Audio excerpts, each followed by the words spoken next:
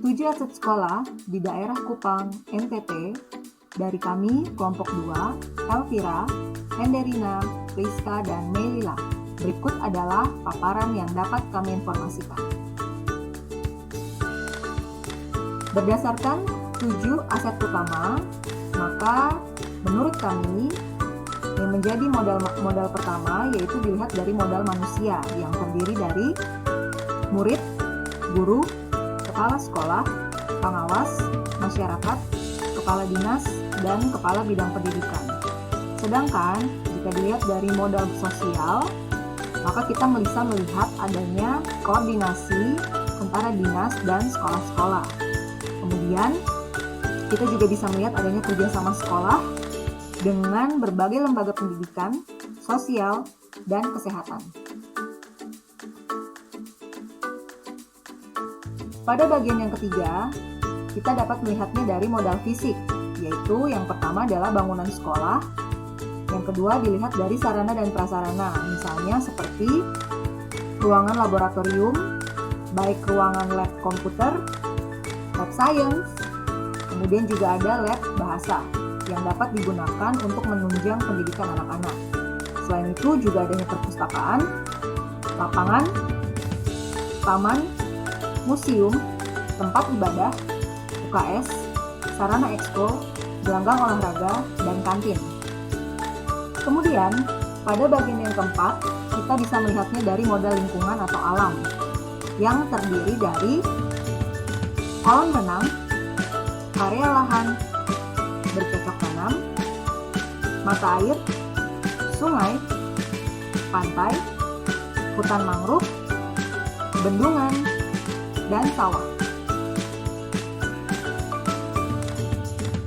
Kemudian, pada bagian yang kelima, kita bisa melihatnya dari modal finansial, yang misalnya kerjasama dengan berbagai bank, yaitu di dalam hal dana PIP, kemudian ada dana BOS, dana DAK, dana hibah, BOS kinerja, iuran komite, dan dana yayasan.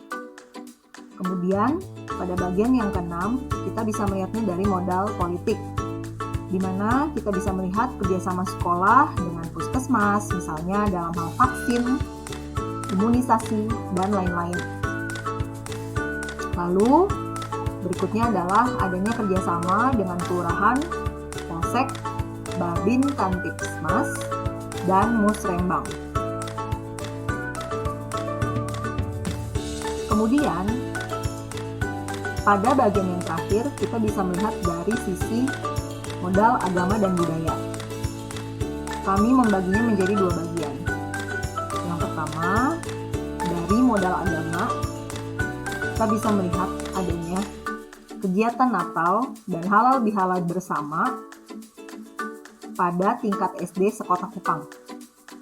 Lalu, pada bagian budaya, kita bisa melihat adanya keberagaman budaya suku-suku di NTT, alat musik dari berbagai daerah di NTT, penggunaan busana daerah bagi seluruh pegawai di NTT secara khusus pada setiap hari Kamis.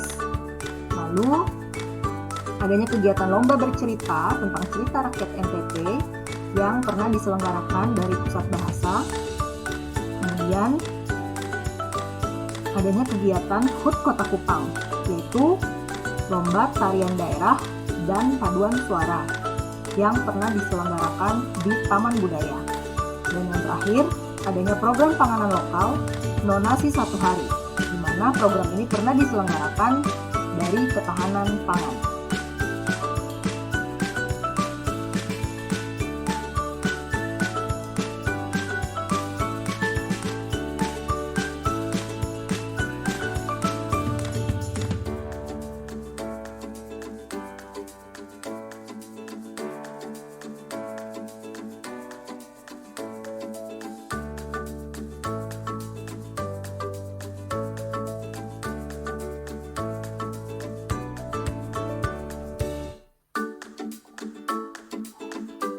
Demikian informasi yang dapat kami berikan. Salam dan bahagia.